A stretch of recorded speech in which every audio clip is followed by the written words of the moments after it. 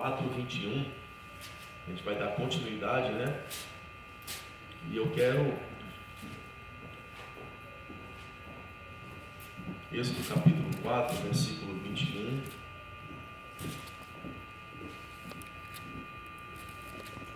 Glória a Deus. Êxodo 4, 21. Vamos fazer a leitura do texto e a gente já começa a falar sobre o assunto. Êxodo 4, 21 está escrito: e disse o Senhor a Moisés. Quem disse a Moisés, igreja? Senhor. Deus Todo-Poderoso. Então, a primeira coisa que precisamos identificar é que o interlocutor aqui é Deus através de Moisés. Então, Deus falou a Moisés e Moisés agora vai transmitir o que Deus lhe disse. Ok? Quando voltares ao Egito, atenta que faças diante de Faraó todas as maravilhas que eu tenho posto na tua mão, mas eu endurecerei o coração de Faraó para que não deixe o povo ir. Mais adiante, Êxodo 14, 4, aqui para frente, Êxodo 14 e versículo 4.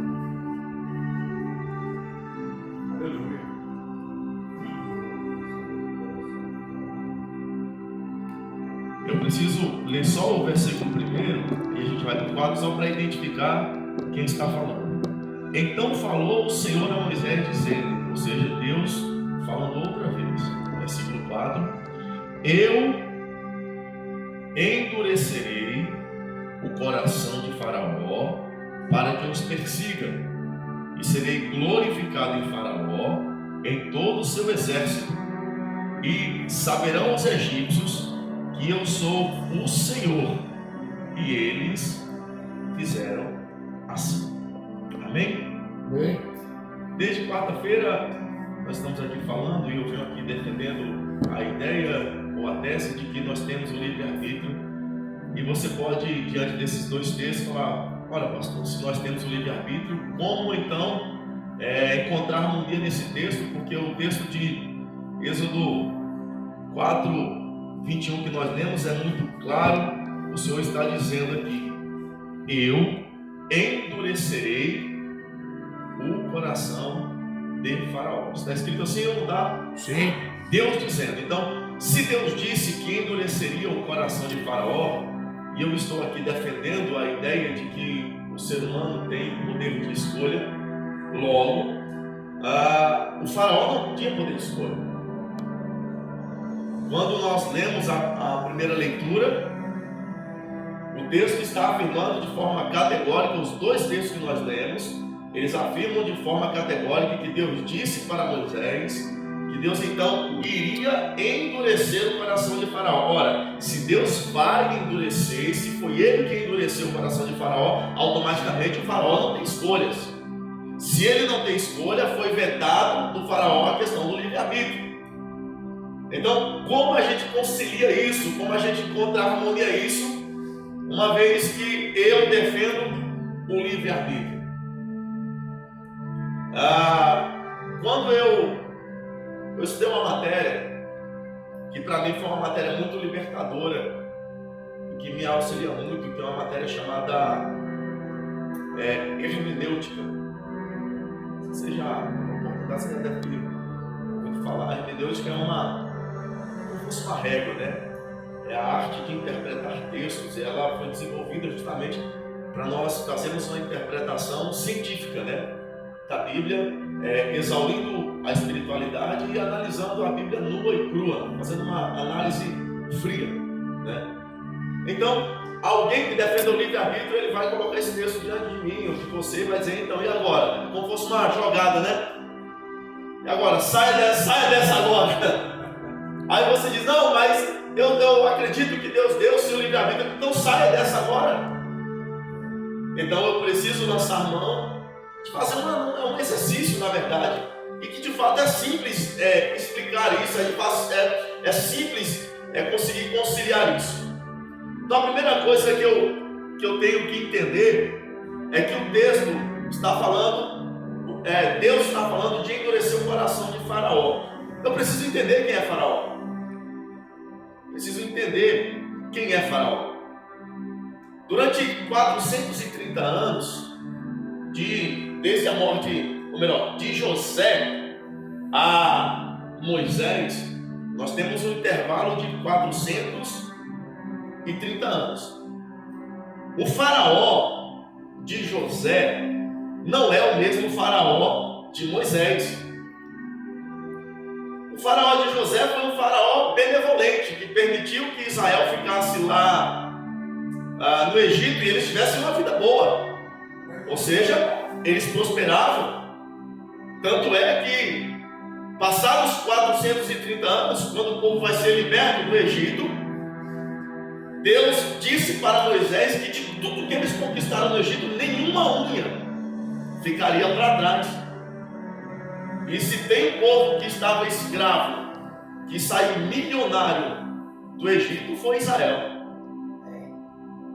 Tão milionários ao ponto de usarem a sua riqueza lá no meio do deserto para construir bezerro de ouro, né? O texto lá é claro, diz que eles traziam os pingentes, os colares, pulseiras, enfeites e tudo de ouro para fazer um bezerro de ouro, né? E Deus é tão maravilhoso que mais adiante, olha a riqueza desse povo, mais adiante, quando Deus vai construir o tabernáculo, a Bíblia diz que Moisés também pediu ofertas de ouro. E foi tanto ouro, que Deus disse para Moisés, Moisés diz ao povo, cessa a oferta. É maravilhoso olhar para isso aqui, a gente já vai entrar no texto, porque mesmo que tinha uma pequena parcela com ouro, para construir bezerro de ouro, para adorar a deuses estranhos, havia ali no meio daquele povo uns que guardaram o seu ouro para adorar um Deus verdadeiro. Aleluia, é maravilhoso. O povo trouxe ouro para a edificação do templo, do tabernáculo e para construir a Arca da Aliança. Então, o faraó de José chamava Maim-Xexi, era o nome dele, foi um faraó benevolente. 430 anos, quando Moisés ele sai do Egito para ficar nas terras de Midian, quando ele matou um egípcio, ele estava sob o reinado de Faraó I. Ramsés I. Faraó é um título, é como se fosse rei, governador. É um título, não é um nome próprio. Então, era Ramsés I. Depois de Ramsés I, veio Ramsés II, passados 40 anos. Moisés retorna sob o reinado, sob o domínio, sob o império de Ramsés II. Então, o que estava acontecendo ali? Você lembra que o povo estava orando a Deus e pedindo a Deus livramento do quê? Da escravidão. Porque o Ramsés II foi um faraó tão perverso, que ele começou a oprimir o povo de Deus, e na opressão ao povo de Deus, a Bíblia vai dizer que o povo trabalhava na edificação das construções egípcias, fazendo tijolos de barro, e achava pouco esse Ramsés II, que ele dobrava o trabalho. Não somente dobrava o trabalho, mas fazia com que o povo fosse colher a palha para poder embrulhar os tijolos. Então ele era um faraó muito perverso. Então Israel fica 430 anos no Egito, mas desses 430 anos, apenas 100 são de escravidão, 330 foi de bonança. 330 anos foram anos bons, e os últimos 100 anos foram anos de escravidão. Então, quando Deus diz que vai endurecer o coração de Faraó, Deus está falando de Ramsés II, um homem muito perverso e mau. Eu faço uma pergunta: Deus precisava endurecer o coração desse homem? Deus aqui não apareceu na história ainda. O povo está clamando por libertação, e o Ramsés II está oprimindo o povo. Então a pergunta que eu faço é: Deus precisava endurecer o coração de Faraó? Vamos lá. Deus precisava endurecer o coração de Adolf Hitler? Deus precisava endurecer o coração de Mussolini?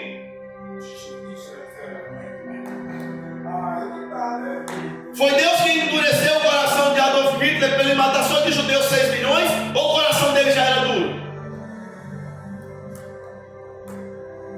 Pastor, então como é que fica? Já que o texto está falando que Deus endureceu o coração dele, é simples de compreender.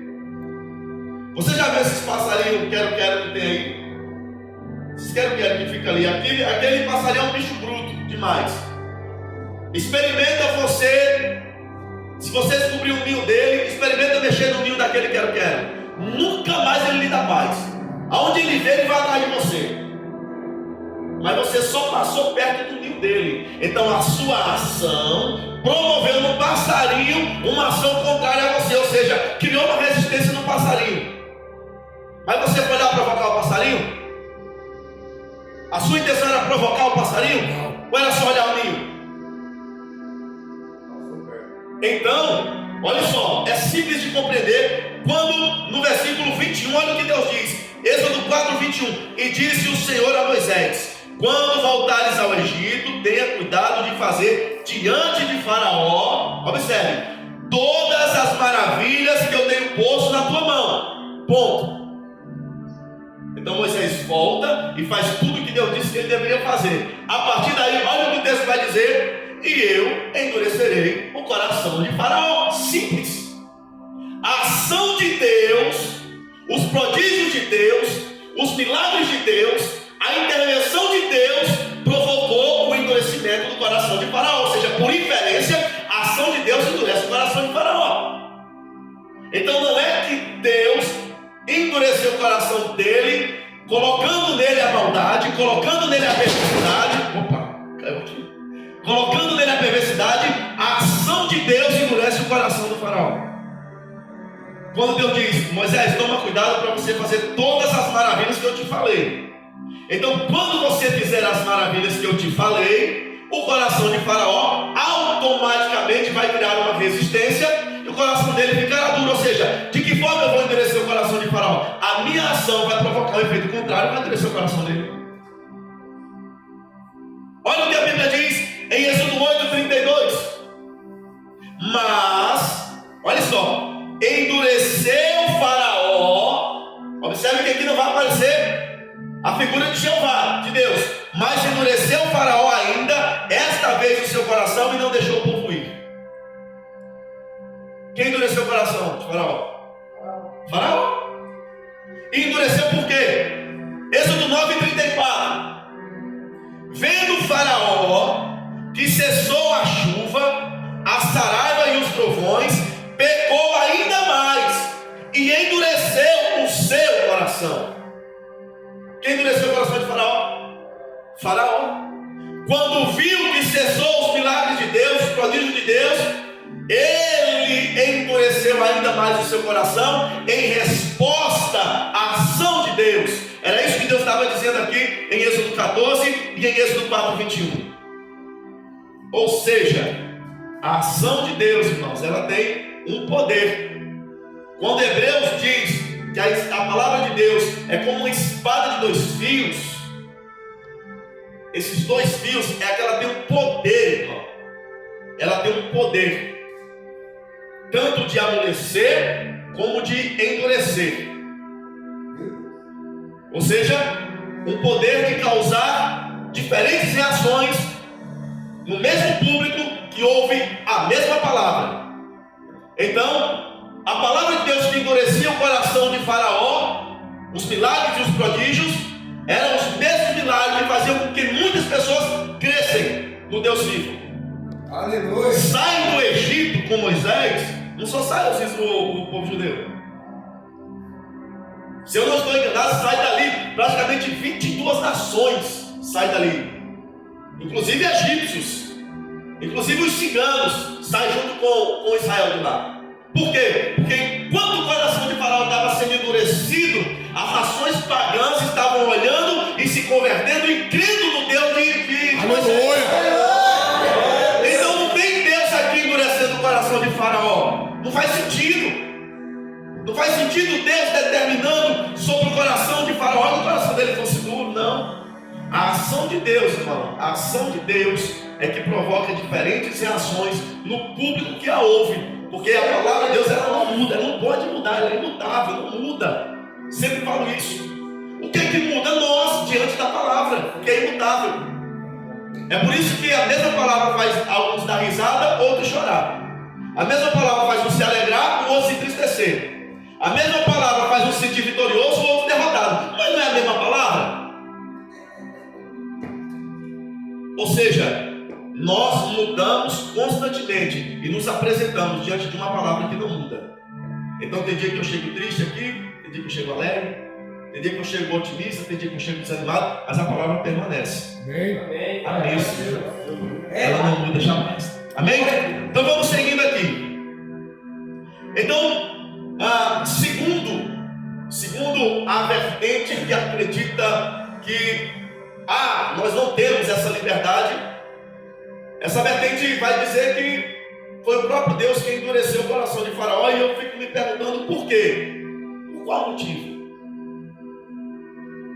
Se Deus de fato foi Ele quem endureceu o coração de Faraó, muita coisa vai perder o sentido.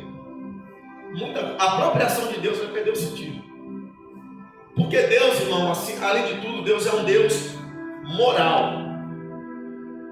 Ou seja, a moralidade que nós temos é um respingo daquilo que de fato Deus é. Então, Deus sendo um ser moral, Deus aprova e reprova.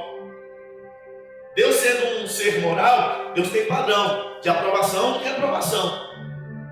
Então, como é que pode, se Deus é um ser moral, Deus aprovar ou reprovar em mim aquilo que de fato Ele determinou? Não faz sentido. Porque a Bíblia diz qual é o comportamento de Deus em relação ao pecado, por exemplo. A Bíblia diz que Deus faz o que com o pecado? Abomina, não é isso? Então, abominação é um sentimento de aversão de Deus ao pecado, ou seja, é Deus se colocando na posição contrária ao pecado. E aí eu me perde o sentido esse Deus que abomina o pecado, mas isenta a responsabilidade daquele que comete o pecado, uma vez que foi Ele que determinou, já que tudo está predeterminado. É igual um filme. Você assiste um filme e você não pode mudar o final do filme. Você pode torcer pelo ator principal, você pode torcer por alguém ali do filme, querendo que ele tenha um final bom, que ele escape dessa ou daquela, mas você está apenas na condição de espectador. Você não vai conseguir mudar o filme. E por que não vai conseguir mudar o filme? Porque o roteirista já escreveu e já determinou o final do filme. Meu Deus. Ou seja, a plateia não muda o final do filme, os atores que interpretam os personagens também não mudam o final do filme, e se o ator não pode mudar o final do filme, ele não é responsável pelas cenas que ele faz, que ele atua, porque ele só vai atuar por conta que o roteirista escreveu o roteiro. É a mesma coisa que eu ver o Coringa, o ator do Coringa, ainda vai que ele morreu, né? O palhaço lá. Mas era a mesma coisa que eu ver aquele ator e eu ir tirar satisfação com ele. Fala, amigo, por que você é esse partido que você é? Fala, não, calma, eu sou só um ator. Eu estava só cumprindo um roteiro que foi escrito pelo roteirista, eu não tenho nada a ver. É a mesma coisa que eu encontrar um ator na rua de um filme e eu ir tirar satisfação com ele por causa do filme. Ele só estava interpretando, irmão. Ele só estava cumprindo o papel que foi designado para ele cumprir. Aí eu não consigo entender tantos homens letrados que eu respeito, mas tem uma divergência nesse campo, nessa ideia. Porque para mim é tão fácil de entender. E para quem defende a privação do livre-arbítrio, que nós não temos livre-arbítrio, é a mesma coisa que eu olhar por essa ótica que eu estou falando. A vida nada mais é do que um filme. Nós somos os atores. Nada que nós possamos fazer vai modificar o final do filme. Ou seja, o roteiro já está escrito, o roteiro já está determinado. Não há nada, meros atores, para quem acredita que não temos o livre-arbítrio, que possamos fazer para alterar nenhuma das cenas do filme. O culpado de tudo passa a ser o roteirista. E quem é o roteirista? Deus. Só que tem um detalhe. O roteirista pode escrever um final que contradiz aquilo que ele é. Ou seja, o roteirista pode escrever um final trágico, sendo que ele não concorda com a tragédia, porque ele só está produzindo um filme. O roteirista pode escrever um final romântico, mas ele não tem nada de romântico. O roteirista pode escrever um final é bom para o ladrão, mas ele discorda do roubo. Só que Deus não pode, irmão. Porque Deus, se Deus escrever um roteiro que vai contradizer ele mesmo, ele põe caráter a quem ele é. E Deus não pode negar a si mesmo. Deus não pode negar quem ele é. Deus é refém dele mesmo. Então Deus não pode escrever um roteiro que vai contradizer quem ele é. Então o roteiro de Deus, o final de Deus, para nós é um destino que foi pré-determinado para que pudéssemos chegar. Eu disse pré-determinado, ou seja, existe um início e existe um final. Isso está determinado, mano. Não tem como mudar. Não tem como mudar. Início e fim ninguém muda. O que muda é para onde vamos no final. Aleluia. Ou seja, o final do filme. Aleluia. O livre-arbítrio para mim nada mais é do que isso. O final do filme, no caso Deus, deu para os atores a possibilidade de mudar em Cristo Jesus. Ele nos deu a chance de mudar o final do filme em Cristo Jesus. Jesus, quando compunha o seu ministério, estava compondo o seu ministério em Marcos capítulo 3. A Bíblia vai dizer que Jesus escolheu 12 homens. Quantos homens? 12. E a Bíblia diz que a esses homens Jesus chamou de discípulos.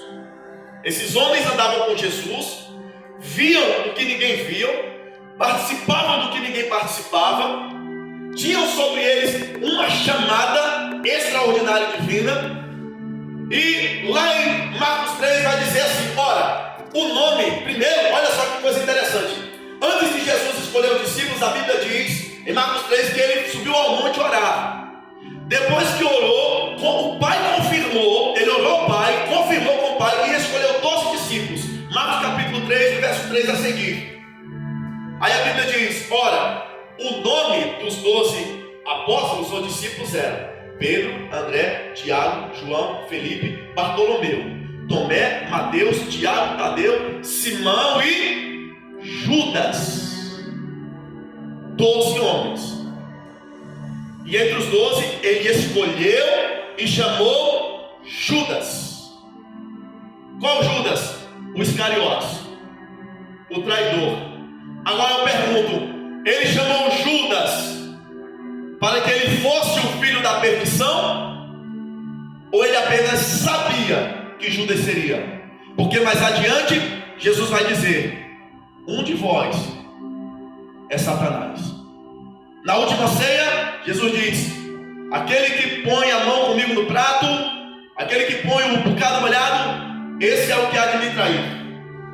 Olhou para Judas e disse: o que você tem que fazer, meu amigo? Faça depressa. Jesus determinou que Judas se perderia ou escolheu para um plano de salvação? Jesus o escolheu para um plano de salvação. O que aconteceu com os outros 11? Tiveram as suas fraquezas, tiveram seus altos e baixos, exemplo disso Pedro, mas permaneceu e acreditou na chamada, ao contrário de Judas. Ou seja, Judas, por sua escolha, escreveu o seu capítulo final de forma trágica. Judas, por ter feito a escolha fora do plano que Jesus havia estabelecido para ele, deixou de lado, abriu mão do maior projeto de Deus para a nossa vida, que é a salvação em Cristo Jesus. Logo, se eu não tenho livre-arbítrio, para mim, a Bíblia perde todo o sentido. Para mim, João 3,16, o versículo áureo, perde o sentido. Porque a palavra é todo. Todo aquele que nele crê. Todo. Indistintivamente de cor, raça, religião, credo, idade, não importa. Todo. Deus amou o mundo de tal maneira que entregou Jesus, o seu Filho, para todo aquele que nele crê, não morra, não pereça, mas escape da condenação, ou seja, tenha a vida eterna. Se é para todo, eu faço parte desse todo. Você faz parte desse todo. Nós fazemos parte desse todo. E se de fato Deus determinou por sua vontade imperativa, eu fico aqui me perguntando que raios Jesus veio fazer aqui.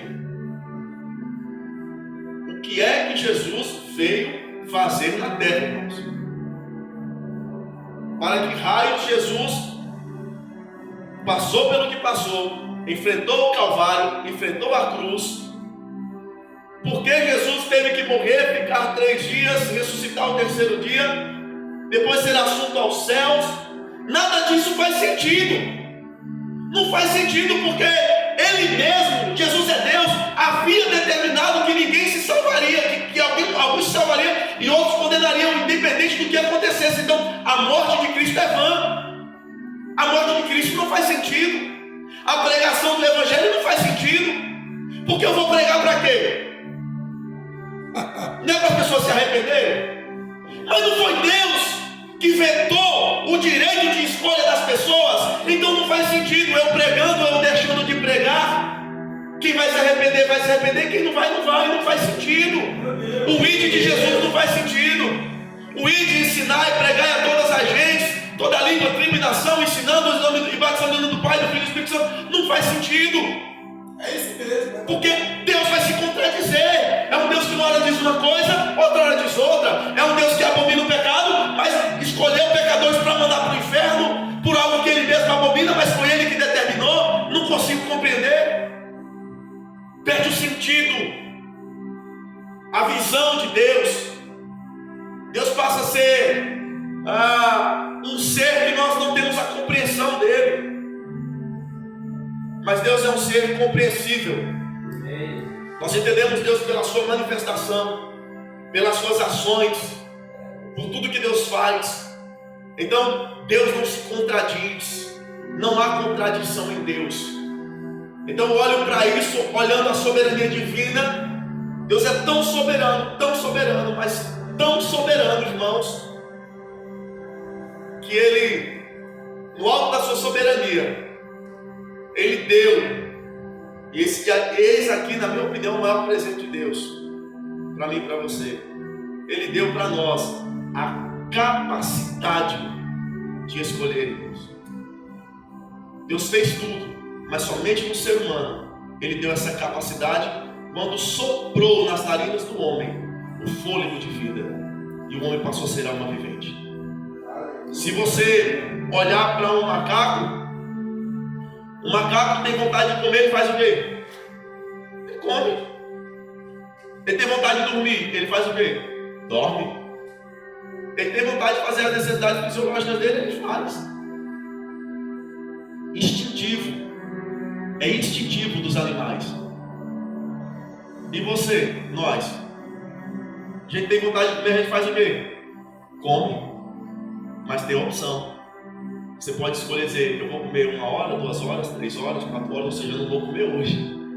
Hoje eu vou abrir um propósito de jejum de 12 horas. Glória a Deus, maravilhoso. Não é instintivo, irmão. Não é instintivo. Ah, foi instinto, foi não. A palavra de Deus diz assim, ó: não sobreveio tentação sobre vós que não fosse de ordem humana. Ou seja, que a natureza humana não pudesse resistir. Então nós podemos sim resistir. Por quê? Por conta do livre-arbítrio. Se não tivesse livre-arbítrio, não era possível resistir, irmãos.